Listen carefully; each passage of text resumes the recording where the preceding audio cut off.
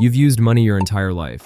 But have you ever wondered where it actually comes from? Not where you get it. Where it comes from in the first place. Someone prints it, right? The government makes it, hands it out, and we use it. That's what most people think, but that's not how it works. Not even close. By the end of this video, you'll understand exactly where money comes from. Not the bills in your wallet, the money itself. And once you understand this, a lot of things start making sense. Why prices go up, why there's always not enough money, why some people have so much and others don't. It all starts with where money comes from. Let's imagine money as leaves. Simple, green, leaves. Now imagine you're in a jungle. Deep in the jungle, monkeys survive by trading leaves for things. Bananas cost 5 leaves. Shelter costs 20 leaves. Everything has a leaf price. But here's the question. Where do the leaves come from? You'd think they fall from the trees, right? Someone collects them and hands them out. But no, in this jungle, leaves don't fall from trees. They come from promises. A monkey walks up to a big tree. Let's call it the leaf tree. They say, I need 50 leaves. The leaf tree says, okay, make a promise. The promise says, I will bring back 60 leaves over time. The monkey agrees. And the leaf tree creates 50 leaves, out of nothing. No branches, no roots, just a promise. And new leaves exist. That's how money works. Money doesn't come from the government printing it and handing it out. It comes from debt.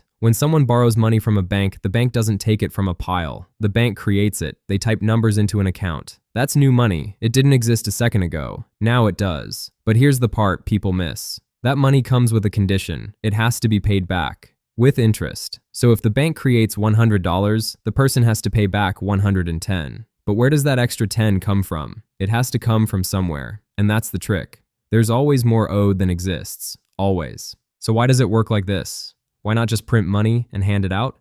Because the system isn't built to give money. It's built to lend it. Banks don't create money for free. They create it when someone promises to pay it back. That promise is valuable. The promise keeps people working. It keeps businesses running. It keeps the system moving. If money was just handed out, there'd be no reason to pay it back. No promises, no control. But when money is loaned, it creates a cycle. Someone borrows. They work to pay it back. They borrow again. The system stays in motion. Now here's what most people don't realize. Governments don't control this. Banks do. When a government needs money, it borrows it. From banks, the same way you do. And just like you, the government has to pay it back. With interest. So even the people in charge are inside the system. They don't print money freely. They borrow it into existence. That's why there's always national debt. It's not a mistake. It's the design. So what does this mean? It means a few things. First, there will never be enough money to pay back all the debt because the extra money owed, the interest, was never created. Someone always loses. Second,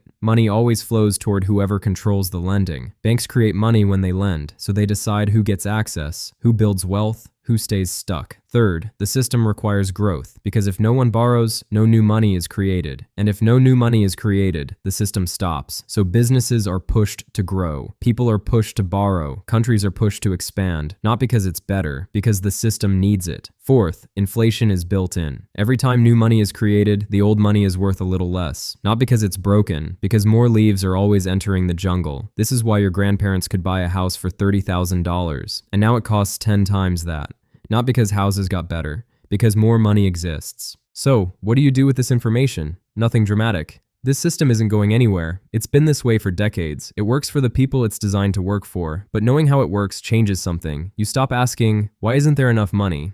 Because now you know, there isn't supposed to be enough. You stop wondering why debt never disappears, because debt is the system. You stop thinking the government controls money, because they don't. They borrow it like everyone else. And you start seeing the game more clearly. You realize money doesn't come from work, it comes from promises. And the people who control the promises control everything else. That's not a conspiracy, that's structure. Money comes from debt. It's created when it's borrowed, and it disappears when it's paid back. Everything else is built on that. This channel explains how money systems actually work. Calmly, simply, no fear, no hype, just structure.